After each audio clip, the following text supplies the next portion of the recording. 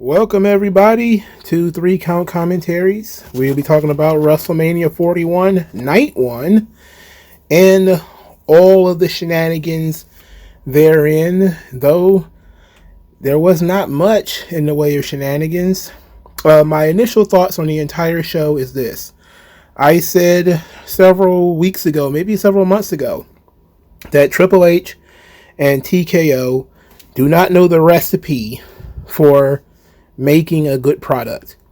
And I said several weeks ago, months ago, that WWE is coming across a little bit like Disney without Walt Disney.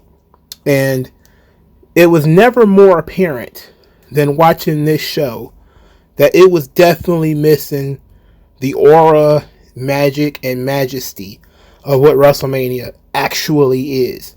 I mean, you can own the name, and the name can draw, and you can own the wrestlers and the stars and all of that stuff. But what WrestleMania is at its core is essentially a fan festival where the wrestlers themselves are elevated to a different plane of existence, and they become superstars. So essentially, all of them become superstars. And everything that they do on the show is supposed to matter to some degree. Now, of course, some matches are going to be more important than others. But when it comes across like there are clearly preliminary people on the show and you don't really have to care about them, that's like WrestleMania 1 kind of stuff. That's when they were trying this thing out. WrestleManias 1 through 3. You know, they kind of trying it out. But once WrestleMania became what we know it to be, even undercard matches are supposed to have a certain level of oomph to them. And I think that a lot of these matches were missing that oomph. And it's hard to explain to people. It's hard to put in words because you can't put magic in words other than magic. There's a certain something that needs to be in this product that is missing. Some people have said it was soul. I choose not to use that word. I like the word magic. And other people are saying like this feels soulless. It feels super corporate. You know, the excessive amount of commercials, the excessive amount of advertising. Yeah, that part I get. But I choose not to use the word soul. Like WrestleMania is missing its soul. I say it misses its magic. But we're going to talk about the show. And I'm going through each match. The entire show was not bad. There was nothing on the show that I thought was offensive. But there were some things that I thought were quite questionable. Very, very questionable. And we're going to start with that main event. Roman Reigns, CM Punk, and Seth Rollins. Seth Rollins comes out. He's got a flamethrower. And then in the middle of his entrance, he changed his clothes. He goes from black with a flamethrower to white, I guess Shawn Michaels in WrestleMania 25 kind of gear.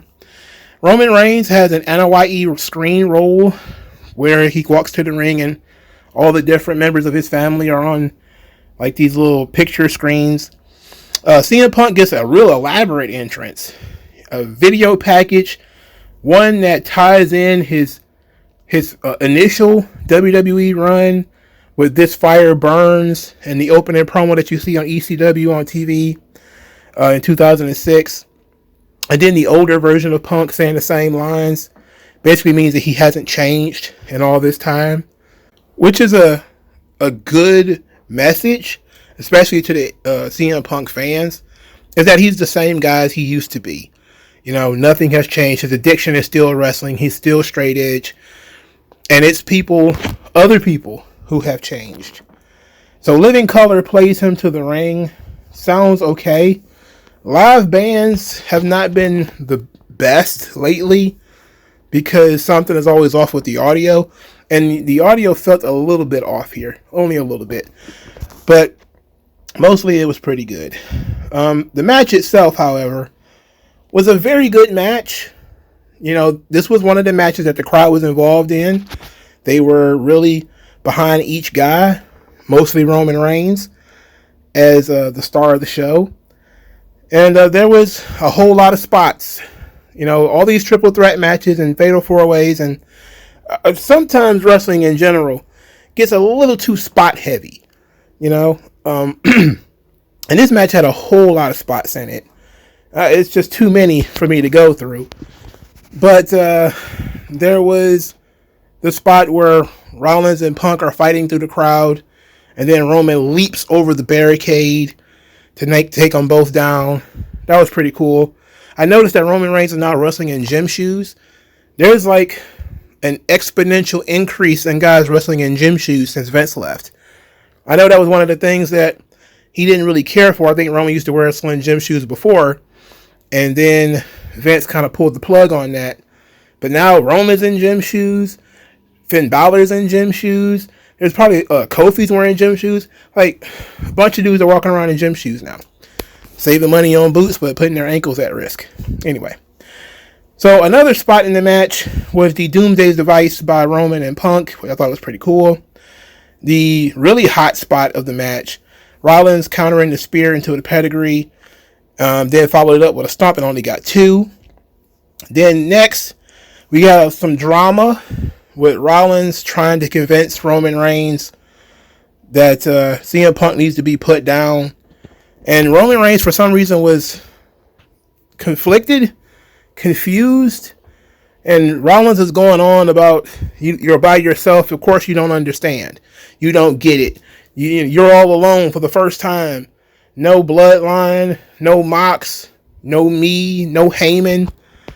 Of course you don't get it. Of course, they're playing into the whole Rollins as the real architect. Rollins and Heyman, they're the real architects. They're the brains behind the Roman Reigns operation. So, when they, work together, that's supposed to be the point here. But Roman kind of goes rogue, because that's how robots do. I programmed you. And then Roman's like, no! And he attacks Rollins. Powerbombs him through the table. Powerbombs Punk through the table. He tries to finish the match, but doesn't get the big finish. Then we got the closing stretch, which everybody could have saw it coming a mile away. Heyman has a chair. Roman wants the chair. Punk is just kind of down. Heyman slides the chair to Punk. Punk picks up the chair. He tells Punk to hit Roman with the chair. Now, this is an important bit because Punk was going to Paul for advice throughout the match, kind of teasing Roman, saying like, oh, he's with me, so I get to ask him for advice and all this kind of stuff. So as soon as Punk turns his back, Paul Heyman gets down on his knees, hits CM Punk in the nuts. He again gives the chair to Roman. Roman hits Punk with the chair. Then he motions to Seth Rollins, who is getting up. Rollins is looking at the screen, so he knows what's going on behind him, by the way. As Roman is about to hit Seth Rollins with the chair, they're in the Shield position, more Shield nostalgia. Paul Heyman gets on his knees and hits Roman Reigns in the nuts and turns on Roman Reigns, hands the chair to Seth Rollins, who then hits Roman Reigns in the back with the chair, hits him with a stomp. 1, 2, 3. Seth freaking Rollins won the match and has won the services of one Paul Heyman. Paul Heyman is a pernicious liar, a duplicitous individual, and serial monkey brancher. This is what Paul Heyman does. I think I've said this before. I think I said it in the preview show. Paul Heyman has betrayed everybody. He's betrayed Brock. He betrayed Big Show. He betrayed Rob Van Dam. He betrayed CM Punk. He has betrayed everybody. This is not outside of the regular character arc of Paul Heyman. Paul Heyman hangs around while you're on top. The moment you start looking somewhat mortal, he monkey branches to somebody else. It's Paul Heyman's character arc. When you look at, stories in storytelling, if you want to put it in archetypal terms. Roman Reigns is the king. Paul Heyman is the magician. The king operates at a certain level, but he needs a person who knows things. A master of technology, as they call them. A magician. Somebody who can make things happen. And this is typically, like, if you want to use like European history or whatever, it would be like the king having a wizard, right? Or a vizier, or a counselor, or something like that. You would look at The Godfather. You had Michael, and then you had his consigliere, right? The consigliere is the wizard. He's the tactician. He's the guy who comes up with stuff.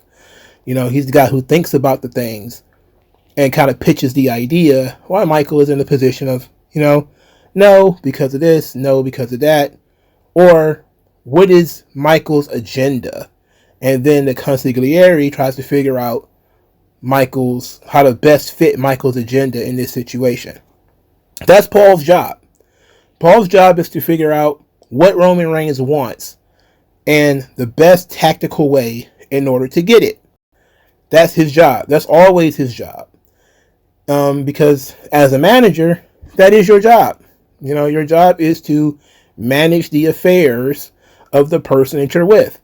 I know managers in wrestling in the past, all they really did was cut promos for guys who couldn't talk. And they may have had a stable of guys who they walked to the ring with them. And basically the manager was the heat magnet. He would travel give his heat to other people. But Paul is different, because Paul himself is just a conduit for other people. When he was the advocate for Brock Lesnar, he often spoke on behalf of Brock Lesnar. He was looking at what Brock Lesnar wanted and how best to get it. It was the same thing when he was with CM Punk. It was similar when he was with Rob Van Dam. Again, that's what makes Paul such an interesting and different manager. Other managers always looked at the championship is mine or belongs to my family. Like if you look at like Bobby Heenan or something like that, you would bring the championship back to the Heenan family. Paul didn't look at it that way. Your individual success was still your success, but he aided in your success. You were successful because of him, right? He didn't try to take control of what you had. He was happy just being the guy who could make it happen. And so in this character arc, Paul is the guy who makes things happen. And Roman got too big for his britches. There were times where Roman was verbally abusive to Paul. There was times where he was even physically abusive to Paul, like he pushed Paul down one time. He has neglected Paul. He has berated Paul. He has intimidated Paul. And while all of this stuff makes sense when Paul turns heel, we still feel bad for Roman because Paul didn't say, like a man, I'm not messing with you anymore because of all these things that you did to me. Similar to, Jey Uso or Jimmy Uso, who stood up to Roman. Heyman's a weasel. This is a classic magician archetype kind of guy. They're not confrontational. Sometimes they're not even physically able to do anything to you, but they can enact what's called relational violence. They get somebody else to act on their behalf. So you'll often see like people who are the tacticians, they'll set you up. And in this situation with Roman getting set up, it was Punk getting set up. It was all one big setup to get both of them on the ground and out of the way so that now he can monkey branch over to Seth Rollins. And it's a sensible story. And it makes 100% sense. And it could work. The problem I got here, and it fits in this situation too, given that the bloodline is over. Sammy left, Jimmy left, Jay left, and now Paul's left. Now Roman's got nothing. This is exactly what Seth Rollins wanted, and he got what he wanted. And he got what he wanted because Paul gave it to him. It goes back into a full circle, right? Paul gave Seth Rollins what Seth Rollins wanted. Seth Rollins wanted the end to the bloodline, to get rid of it for good. He got that through Paul Heyman by, having Paul Heyman betray Roman Reigns. The problem that I have here is it continues the Rollins-Roman Reigns feud, and it's stunting the growth of both characters, I think. Now Rollins is locked forever in a forever feud with Roman Reigns. This thing has been going on for 10 years already. And now the forever feud between the two is going to go on even longer, because now Roman wants revenge on Paul betraying him. Now Punk wants revenge on Paul betraying him. That's fine. It's fine for Rollins and Punk, because their feud is not nearly as long as the Rollins and Reigns feud. Again, Rollins and Reigns were still having matches when Vince was in charge. What was that, Royal Rumble 2021 or 2022 or whatever, where they had that match and it ended in disqualification? That was 3 years ago, 2 or 3 years ago. And they're still having matches based off of that Shield thing. And now they've added more fuel to the fire of these guys basically being forever enemies, which is, I guess, fine.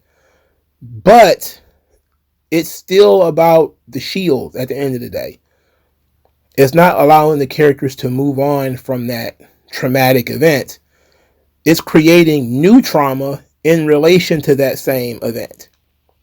So there's that, which is a negative for me, is we're handcuffing Roman to Rollins, and we're not going to let Roman be the superstar that he is without him dragging Seth Rollins along with him, which I'm pretty sure he has to recognize at this point in time.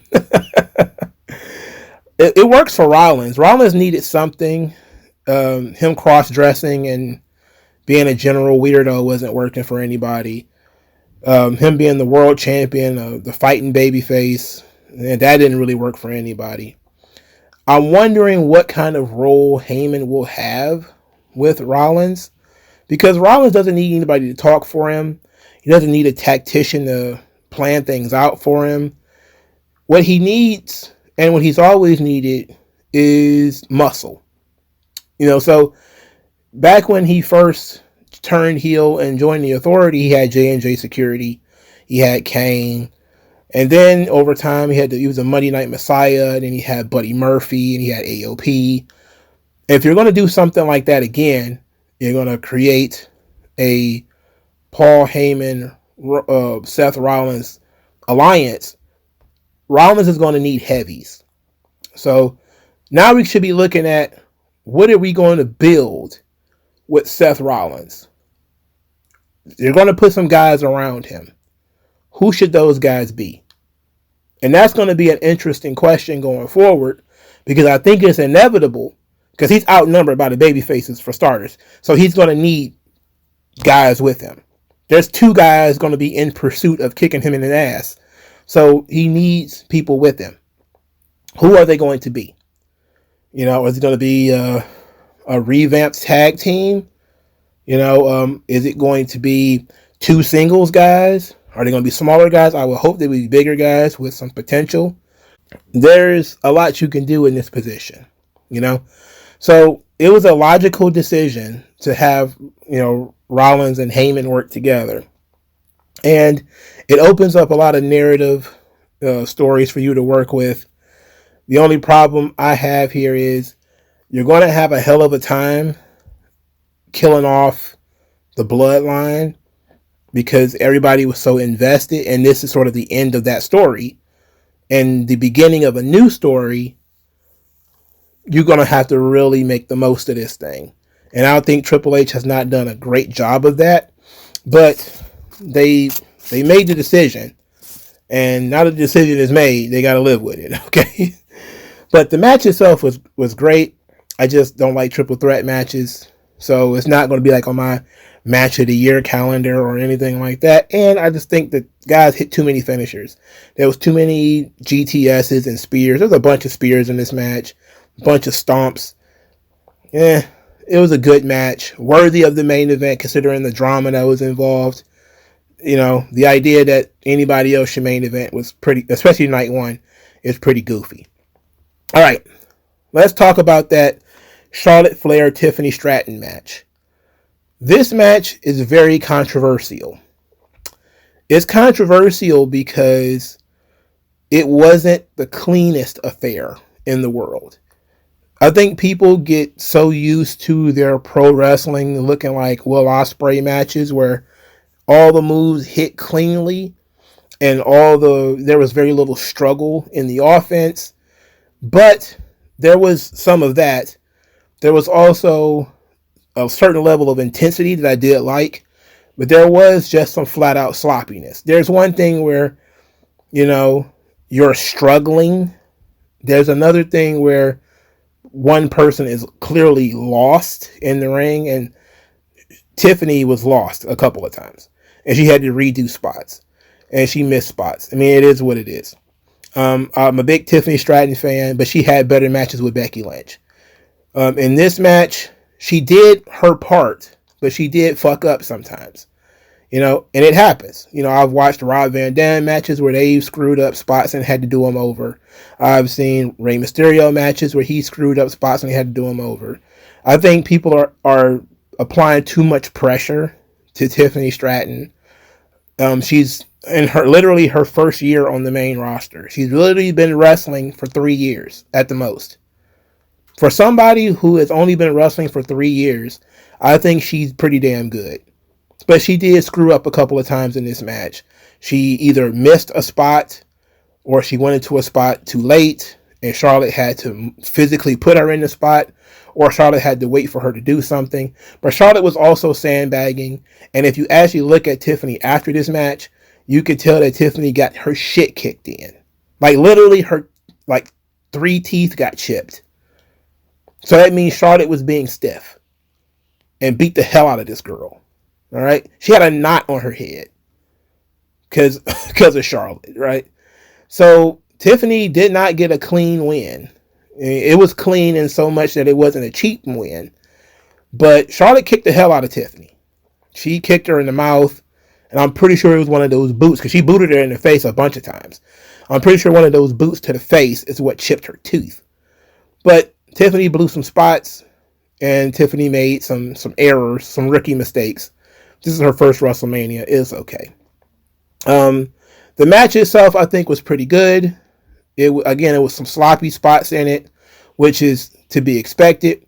But there was a level of intensity where Tiffany knew how to fire up. The problem is she couldn't follow up. Like when she was firing up on Charlotte, the crowd got behind it. And then Tiffany ran off. Like she was hitting Charlotte with the forearms and the crowd is getting up. And then she just turned around and ran towards the ropes. And then Charlotte backed into the ropes, which kind of it was like, okay, Tiffany was supposed to do something, but she didn't do it. Either that or Charlotte repositioned herself for no reason. But it seemed like, especially in that spot, because it was so obvious that Tiffany was probably supposed to clothesline her over the top rope or something. And Tiffany just turned around and went back to the ropes. And then when she came back, Charlotte wasn't even where she was when she turned around. Charlotte moved. So now she's got to run. And she's running towards Charlotte. And I don't know what they did after that. But it was clearly a blown spot. There was a spot where Tiffany is supposed to do the Alabama Slam. It got mixed up somehow. And then they had to work their way back into it. And then when she did the Alabama Slam, it had no force to it. So that was another blown spot. But I will say this. I did enjoy a lot of the leg work that these girls were doing. Them attacking each other's legs. When Charlotte had the figure 4 on and Tiffany was punching her in the leg, slapping the leg. After she had worked the leg earlier. That was good storytelling. When Tiffany went for the PME and Charlotte got her knees up. And then Charlotte couldn't immediately respond because she had, injured her knees. That's good storytelling. So I think the psychology was there. It was a physical match. It was an intense match. So I think it gets a passing grade but it wasn't the match that it should have been. Again, Tiffany had much better matches in NXT, and she had much better matches with other people. I'm not sure what happened here. It seemed like it might be a mixture of Charlotte being uncooperative and Tiffany being inexperienced. It's it's a combination of both things. It was clear that Charlotte was being uncooperative in certain times. It was also clear she was being very aggressive, which is fine because they're in the ring. But if she's taking liberties with Tiffany, that might be an issue. You know, chipping her teeth, putting a knot on her head. Now, putting a knot on her head might have been a mistake because I think that came from the natural selection off the top rope. And Tiffany was not completely out of position, but it required for Charlotte to yank her head into the mat in order for it to look decent. And she did it. And then you could immediately see the scar or the red spot on Tiffany's head afterwards. So, like, that joint was stiff. But it was either that or missed it completely. So, it might have just been that Tiffany was out of position. The entrances were meh. Charlotte came in a car. It was really downplayed, especially compared to previous entrances that she's had. The pyro wasn't even there. Again, this is TKO, not understanding what WrestleMania is. Being cheap with the pyro, being cheap on the entrances. It's terrible. It's like really, really shitty stuff. And present these characters as being bigger than they are, you know? And they're refusing to do that. They're acting like a private equity company that is just out there to, this thing needs to go and generate money. It's like, yeah, the thing will generate money, but it's also supposed to generate interest. It's supposed to wow people. That's what Vince was willing to spend the money to wow people. Even if the event sucked, he was willing to spend the money to people like, whoa, I can't believe that happened. Or wow, look at all these lights and things. TKO won't even do that. So people go to WrestleMania and they see, oh, it's kind of like a souped up Raw. And that's pretty much what it was for some people. Tiffany Stratton's entrance was the three different Tiffany Strattons in different boxes. And there was posing and things like that. And you were supposed to try to figure out which one was the real one. And then, of course, it was the one in the middle. And it was kind of like a Barbie Playhouse kind of thing. It was okay.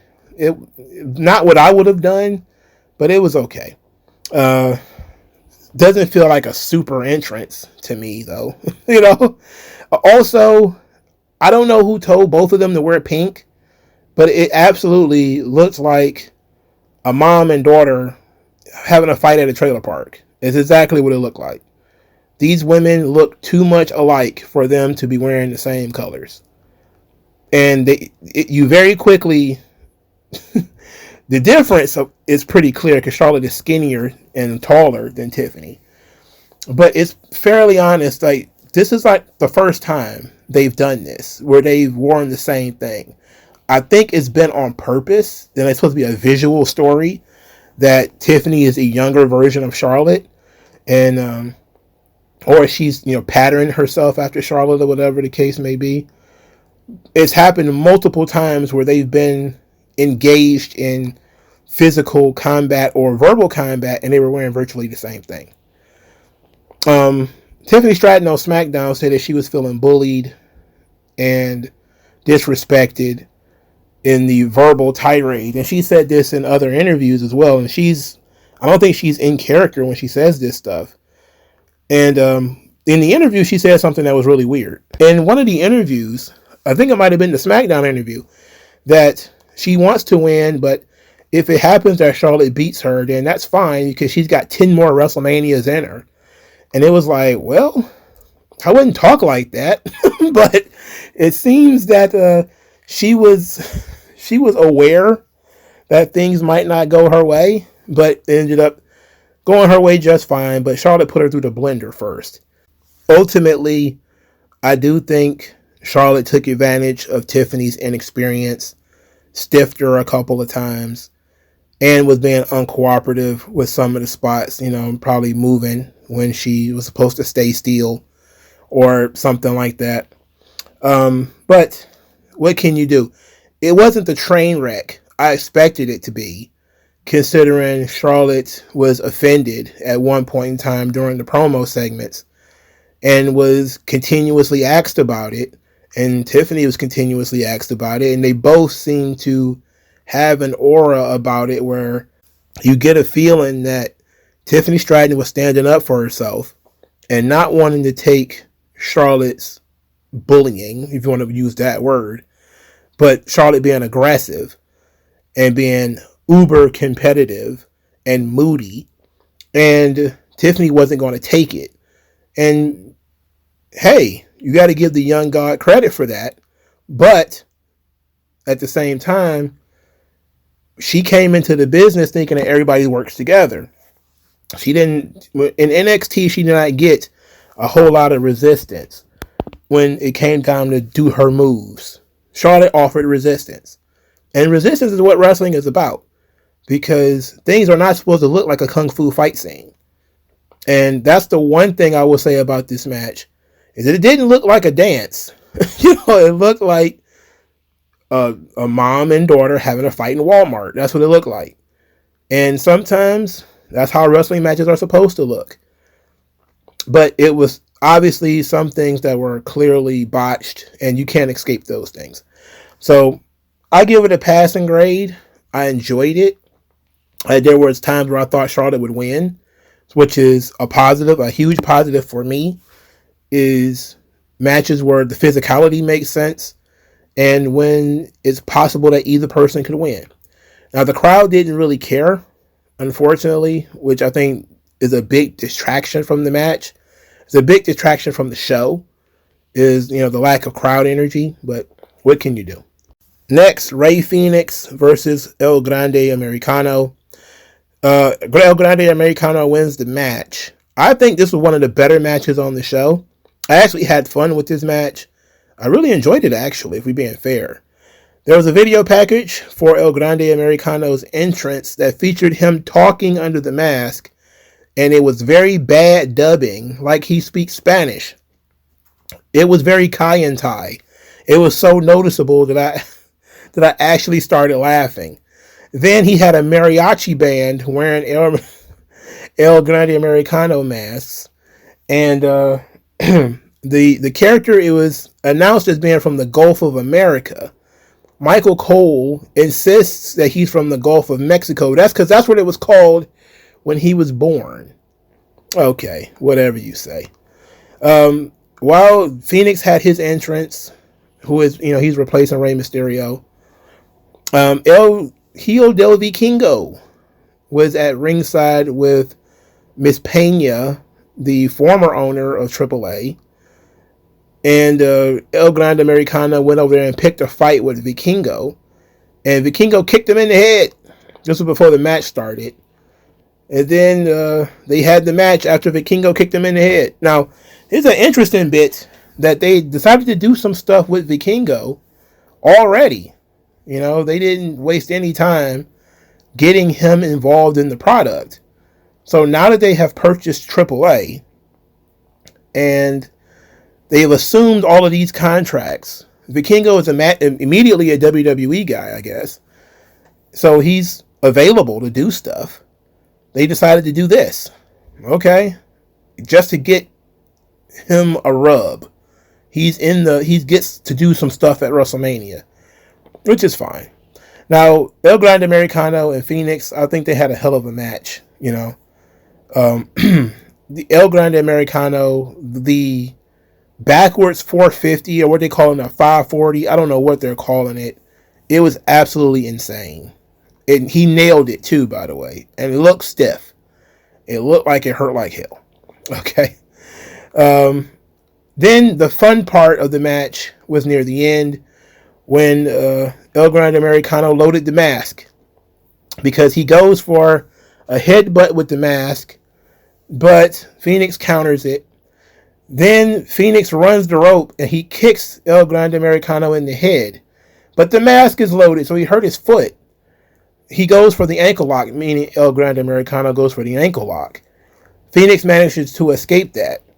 Fénix then runs to the ropes, bounces off the ropes to do a flying headbutt, which is one of his signature moves. And El Grande Americano just throws a headbutt at him, meets his head with the loaded mask, and Fénix is knocked out. From there, El Grande Americano does a flying headbutt to get the clean 1-2-3, even though it's not clean. He's had a loaded mask, and he wins the match. So Phoenix does not get the winning streak the length of Penta's, but this seemed to have been the planned finish for Rey Mysterio anyway. They decided to just replace Rey Phoenix with Rey Mysterio, so they didn't even change the match. It seemed like, okay, Phoenix, just go out there and do your stuff, but here is what we were going to have Rey fall victim to. You just fall victim to these things in your own way. And I think the match worked. You know, Chad Gable is an extremely talented guy, and so is Phoenix. It's clear that now El Grande Americano is going to be sort of the chief villain of the AAA situation that they've got going on now. They announced a joint show with AAA in June of this year. This was announced as an NXT AAA show, Worlds Collide, because Worlds Collide is an NXT brand. And then, like an hour or two after that, it was announced that they just went on ahead and purchased AAA, which has led the internet to being absolutely on fire. I'm not going to go into any details here. My thoughts of them purchasing AAA is it was inevitable. I think they've been trying to buy AAA for a long time. Vince tried to buy it multiple times. They wanted a footprint in Mexico. Now that they got it, you could tell that not all the Mexican wrestlers are happy about it. Like Andrade didn't look happy at all about this because it's just fewer places for them to work. But it gives them an opportunity to be under the WWE umbrella, but continue to work in their own home country. So I'm sure there's positives and negatives to this thing ultimately. And I'm pretty sure Conan knew about this too when he pulled Penta and Phoenix from AEW. And how fortuitous is it for Phoenix that this guy was in AEW approximately a month ago, sitting at home doing nothing. And not only did he get into WWE almost immediately, brought up to the main roster immediately, but he came and he got a WrestleMania match less than a month into the company. Phoenix is one blessed dude. Unless this was all set up and Rey Mysterio was always going to be pulled from this match and not literally, which, you know, since they did it with Bayley, something tells me like, okay, maybe this is a storyline. They pulled Rey from the story to replace him with Rey Phoenix.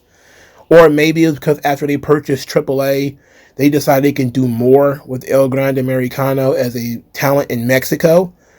And I said it before when I talked about, I know I say a lot of things on this channel, and I have to remind people that I say these things. But a fake luchador in Mexico could really work, especially an American luchador. It could really work. Chad Gable can take the El Grande Americano gimmick to Mexico and probably draw money with it. I could see him being maybe a centerpiece for the Worlds Collide show, which may end up featuring certain guys from main roster WWE. The issue here, of course, is going to be the roster of AAA, which has been completely depleted over the last 4 or 5 years, with CMLL and AEW throwing around big chunks of money to pull guys from Mexico. So the roster is kind of depleted. But thankfully, WWE has some of the best luchadors on planet Earth. And there's more than enough for them to be able to make a Lucha Libre show work. Because you got Legado del Fantasma, you got Rey Mysterio, you got Rey Phoenix, you got Penta, you got Dominic. You got a bunch of guys on the show, and then you got the Mexican guys. So, and then of course you have access to TNA. So if you want to bring some TNA guys over, you can do that too. Even though the TNA luchadors are just AAA luchadors. So, I can see, El Grande Americano having some legs to it. And I enjoyed the match. I like Lucha Libre, and I like Chad Gable. All right, Jacob Fatu defeats LA Knight to win the United States Championship. A really good match. They worked very hard because the crowd was kind of but I think eventually they ended up getting the match over, especially with the finish and stretch. Jacob Fatu, he lost a lot of mass from his time on the Independents. You know, when he was on the Independents, he was a bigger, wider guy. And therefore, a lot of his explosiveness and his ferocity was more, it was easier to feel because he was a big dude.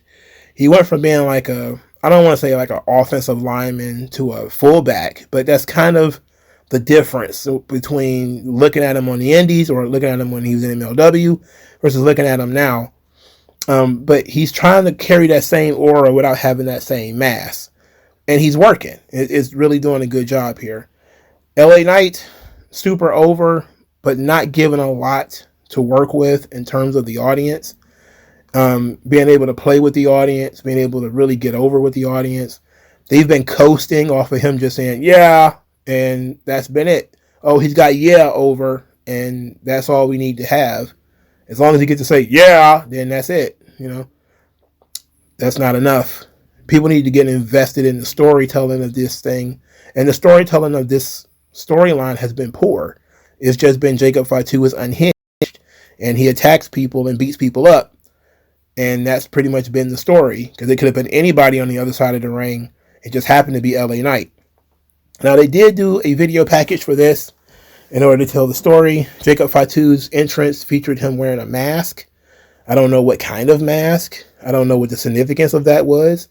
And LA Knight's entrance was essentially the same as Charlotte's, where he got a special little car entrance. I don't know anything about cars, man. But a car dropped him off. It's similar to his entrance at SummerSlam where he had like the Slim Jim mobile or something.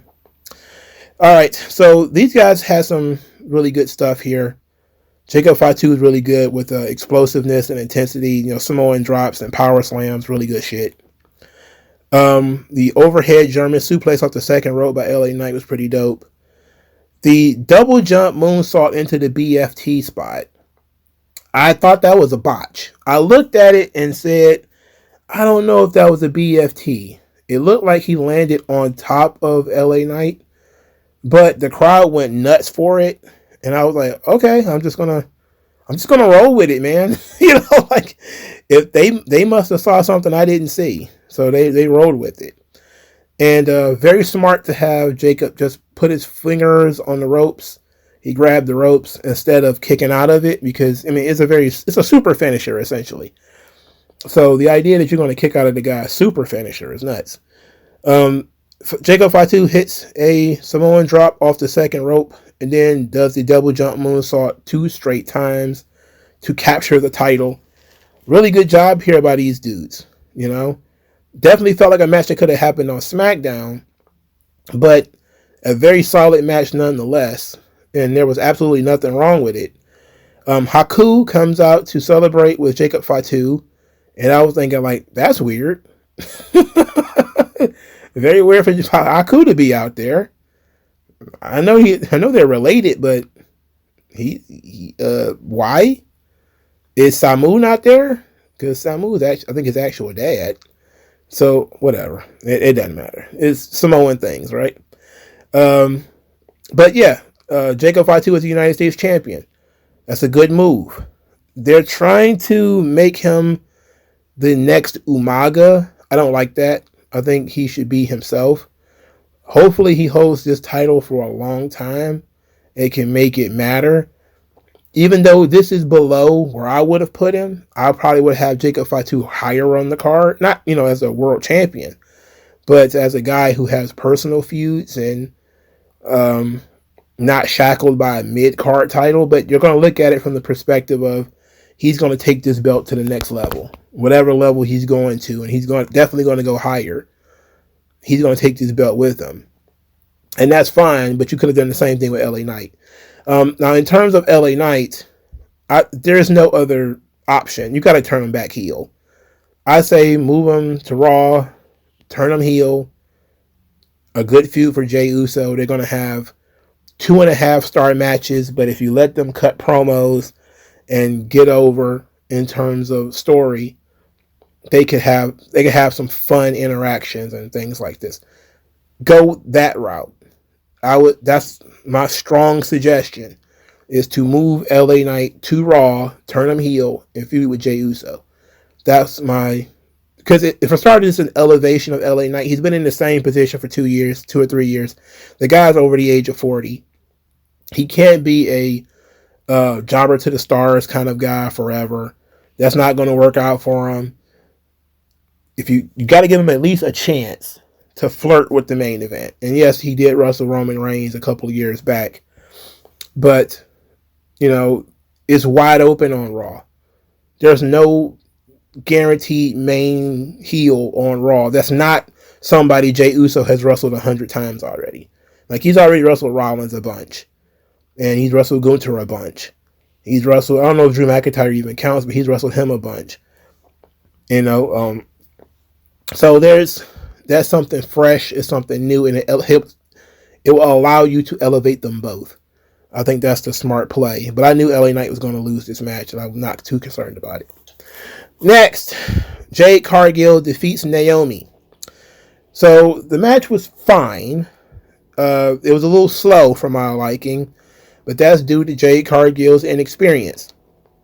They changed Naomi's theme song to some kind of generic heavy metal thing. It was not good. It was not good at all. It was shits, actually.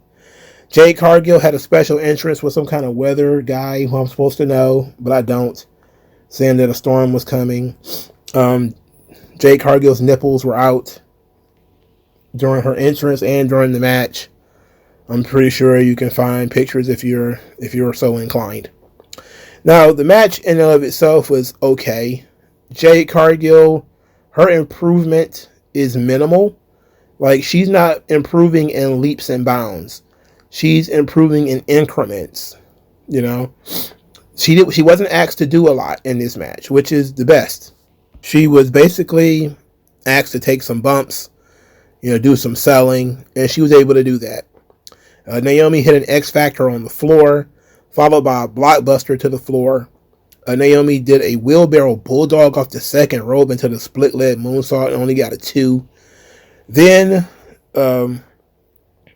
Jade Cargill lifted Naomi on her shoulders, in the Doomsday Device position, and then spun around into a powerbomb, which I know was an absolutely nasty bump.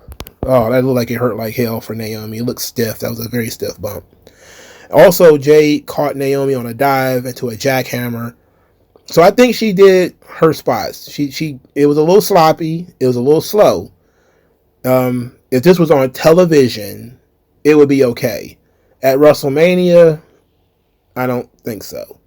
Now, if you want to compare, the imperfect Charlotte versus Tiffany Stratton match to this, the big difference is I didn't feel a whole lot of intensity between Jade and Naomi. It seemed more clear that Jade's spots were choreographed and that Naomi was making sure to attack Jade the way Jade was expecting to be attacked. Therefore, Jade could have the pre-planned response. And that was how the match was laid out. I don't know how long it took for them to put this match together. Hopefully, they didn't sit down and write it out bit by bit by bit in order for Jade to not fuck it up. Because if that's the case, I don't see how she's going to be able to work every week. She's going to have to work every couple of weeks like, Logan Paul or something. But it's clear that they wanted Jade Cargill to look strong here, and she did. She probably was overexposed a little bit. I say that she probably should have an Ultimate Warrior kind of thing, a Goldberg kind of presentation where Naomi gets the jump on her, hit her with a couple of big moves. Jade fires up, hits a big comeback, Jaded 1, 2, 3, and not try to do a back and forth with a lot of extravagant spots, but they decided to do a back and forth with a lot of extravagant spots. Now, yes, Naomi was in control for most of the match as a way to prolong the thing, but the crowd didn't seem to really care about that. So when Jade started making her comeback, it lacked. It was lacking, and it also lacked in fire, which I think is probably just Jade overthinking. So I don't think the match quite was good enough for me to give it a passing grade. maybe it'll be better on a second watch. And, you know, because I almost always like most things if I bother to watch it twice. If I watch this match again, I'll probably find more about it that I liked. But on the first watch, it was fine. It wasn't, you know, anything that was absolute trash. They got done what they needed to get done. And that was it. Nothing more, nothing less. So, next, the War Raiders are defeated by the New Day. This was not special. Technically, it might have been a good match, but I don't care. This was not good. Nobody cared about these guys. The War Raiders they were getting anti-pops. I mean, people were they're stopping stray conversations when these guys come out. There was nothing special about them. They were cosplaying video game characters, which already puts them in the hole with me. If you're big, jacked, knucklehead white dudes, meathead white dudes, and you're cosplaying, what are you doing? I'm not here to watch dudes play Dungeons and Dragons. I'm here to watch wrestling. I want to see the wrestlers wrestling. And I want to see the wrestlers portraying their characters as being cool, not, hey, remember this game? And you know what? It might have been that the company asked them to do that, to wear the video game outfits or something like that. Because it was mentioned on commentary what the games were. So maybe they gave them those stupid costumes to put on. If that was the case, that's too bad. But regardless, the War Raiders were more over when they were eating turkey legs. Despite another time where Triple H thought he was saving somebody's career by making them boring and generic. And in reality, people are looking back like, I like these guys better when they were Vikings and hanging out. You know, like, I don't like this. What is this? They're just regular dudes. I don't come to WrestleMania to see regular dudes. Keep your regular dudes at home. You're all your Dick Murdochs and, you know, your Bob Sweets hands. Keep these motherfuckers at home. This is not WrestleMania shit, you know. WrestleMania shit is big and loud and colorful. That's the magic. The War Raiders just ain't got it. Okay? They don't got it. Moving the fuck on. Jey Uso wins the World Heavyweight Championship by defeating Gunther by submission. The internet then lost its mind, as if they didn't know that Jey Uso was going to win. And then they said, well, it wasn't that Jey Uso won. It was how he won. And I'm going to say, look, this match wasn't good. It was anticlimactic. It was actually kind of a shitty finish. The finish was very bad, by the way. But the match itself wasn't all that either, if we're being fair. Gunther got no special entrance. It doesn't fit his character to have a special extravagant entrance, but it would be nice. You know, Jey Uso got 30-minute entrance. His entrance was longer than the match. His entrance was longer than, I think, 2 other matches on this show. His entrance was long as hell. Super long. I think the song replayed multiple times. That's how long it was. They showed a match graphic saying that this is Gunther's 6th defense of the championship, and then told us immediately that he's defeated Jey Uso 3 times already. So that tells you that Jey Uso has been half of the opponents for Gunther's entire championship history. Gunther is a terrible World Heavyweight Champion because he wrestled the same guy 4 fucking times. They only had 7 title defenses. Or he had 6 and he wrestled the same guy 3 times. However they wanted to, enumerate that. That's terrible. Jesus Christ, that sounds like the entire division is very paper thin. This is why I say you should bring LA Knight over to feud with Jey Uso. In terms of the match, I don't really care about the match. I don't think anything special happened in the match until near the end. And it was a huge spot, and it was one of my favorite spots of the entire show. So Gunther is having trouble beating up Jey Uso and keeping Jey Uso down. So he goes and he grabs his belt and he's going to leave. You know, the old heel is going to run away gimmick. At this point, Jey Uso is being baited by Gunther into doing something about him walking out. And he's going to take a count out loss. Jay kind of moves the referee out of the way. He then runs to do a tope. And as he dives, Gunther hit him in the head with the belt, and the referee didn't see it. And then he immediately jumps in the ring after he hit him with the belt and tried to pin him. And that got the crowd woke. The crowd was in on that. I think that was just really great pro wrestling right there. You know, the bad guy is trying to cut off the good guy's momentum, and he does that by rolling outside the ring. The good guy tries to maintain his momentum, but he's overzealous. He, jumps to assault the bad guy only to get cut off again, this time by cheating. And then the bad guy tries to take advantage and fails. At this point, Jey Uso ends up hitting some big moves on Gunther. Then he hits 3 Uso splashes back to back to back. And instead of going for the pinfall, he grabs a rear naked choke, a sleeper hold. Literally 2.5 seconds later, Gunther is tapping out. He submitted to Jey Uso. And everybody was just happy that Jey won. But my God. Sheesh. Now I know a lot of people are saying, look, man, this kills Gunther's presence. It kills his character.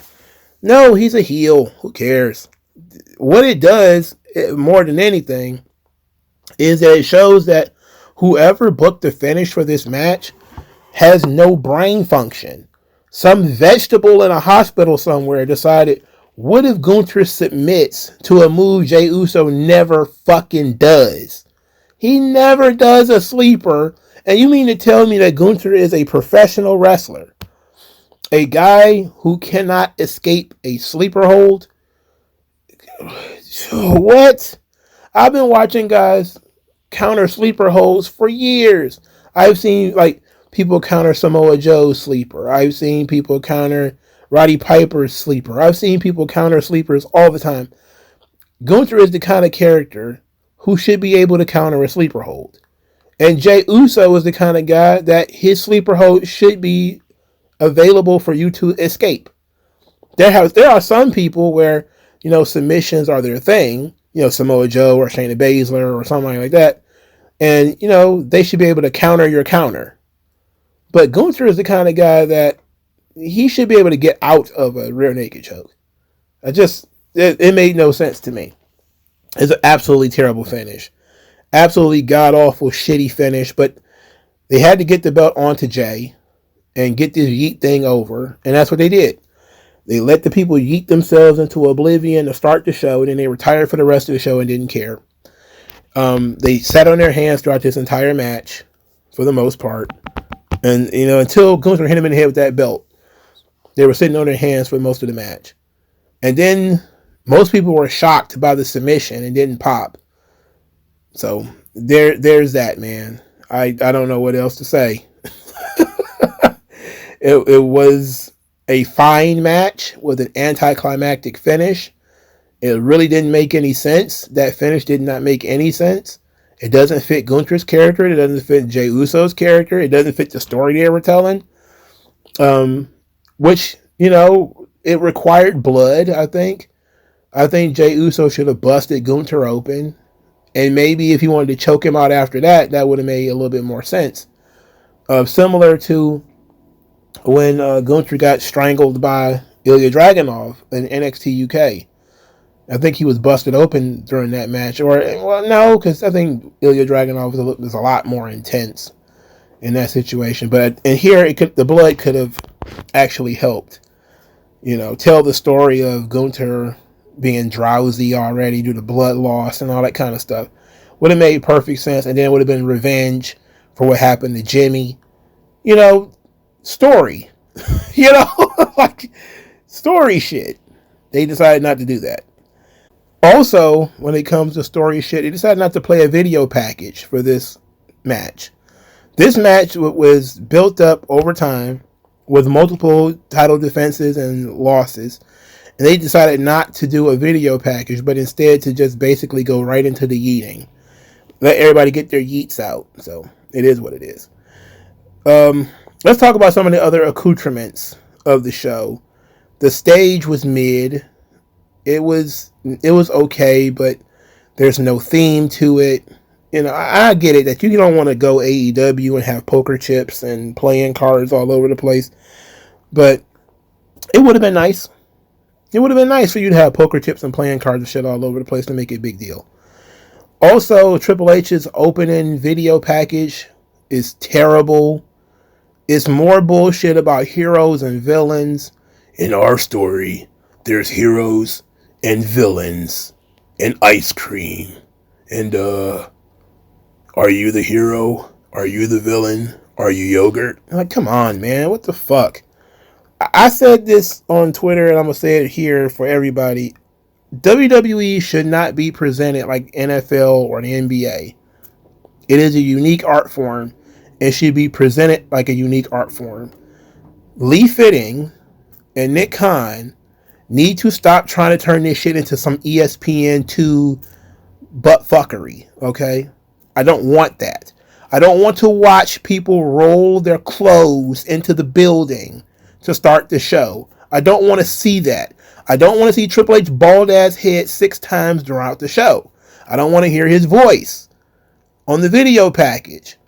I want a theme for the show. Tell me something that I'm going to see on the show. Not just bullshit, heroes and villains. There's heroes, and then there's villains. And then there's anti-heroes. And then there's anti-villains. Like, get the fuck out of here. This is not telling me anything about the show. You're telling me about wrestling in general. Black hats and white hats, I get it. What makes this event special? What makes this... What's the chutzpah about this event? You got nothing, you bald idiot. Or as Tony Khan calls you bald asshole. You got nothing. This is terrible. What a shitty opening. I'm really getting frustrated with Lee Fitting and Triple H deciding, oh yeah, that college game day shit that we used to do, we're just going to bring it to WWE. So now we get to watch Cody walk to the ring with his travel bag. That's not exciting. That humanizes Cody Rhodes. I don't want to watch regular ass fucking Cody Rhodes. I don't want to watch regular people carrying their clothes to the arena. Why does anybody want to see that? Because you do it with the NBA players and shit, all of a sudden we're going to do it here too? No. And I'm going to close on this. For a company that's supposed to be all super MAGA, they didn't have a national anthem. No America the Beautiful. No God Bless America. Nothing. We went from directly the Triple H coming out sticking his nose in our business again. Welcome to WrestleMania. You're not Vince, for starters. Secondly, to some jabroni DJ, I guess. I don't know what the fuck that guy was. To this really terrible video package that I just ripped up. To Jey Uso's entrance. There was no Star Spangled Banner. Nothing. Super MAGA. Oh, Dana White was there. They're trying to get the dude bros. They don't even play the national anthem. And they were worried about Trump showing up. Come on, man. MAGA my ass. Look, this WrestleMania was extremely mid. Nothing on it offended me or pissed me off. But at the same time, there was nothing that made me jump out of my seat either. There was a lot of things that occurred that, of course, you could pick up on it later down the line. The Tiffany Stratton thing. What's next for her? What's next for Rollins and Heyman? What's next for, but you have to care about these people already in order to have that sort of, okay, what's next kind of feel. I don't think, with the exception of the main event, I'm not sure what else on the show had this, I gotta see what's going to happen next feel to it. And that to me is what wrestling is all about. Nor did it have a sense of finality to it, which sometimes WrestleMania gives you. Sometimes WrestleMania is the end of the story. And it gives you finality. It gives you, I've been following this story all this time, now it's over. You don't even get that here. You get it for the Jey Uso story, I suppose, but everything else, no. Because Jade and Naomi are not done. El Grande Americano is not done. The Heyman and Rollins things clearly is not done. So most of the show is not complete. So there's going to be some more there, but there's no immediate hooks that, drag you into watching Raw or SmackDown. This just felt like a souped up Raw or SmackDown, a big budget Raw. In fact, they put more emphasis and more energy into Raw on Netflix than they did for WrestleMania. And I truly believe that. I truly believe they cared more about the Netflix launch than they cared about this. And you could tell they didn't put any special stipulations on the show. In fact, they're openly putting special stipulations on television rather than putting it on WrestleMania. And they put the fucking War Raiders on here. Get real. All right, thank you guys. Let me know what you guys think, and I'll talk to you later.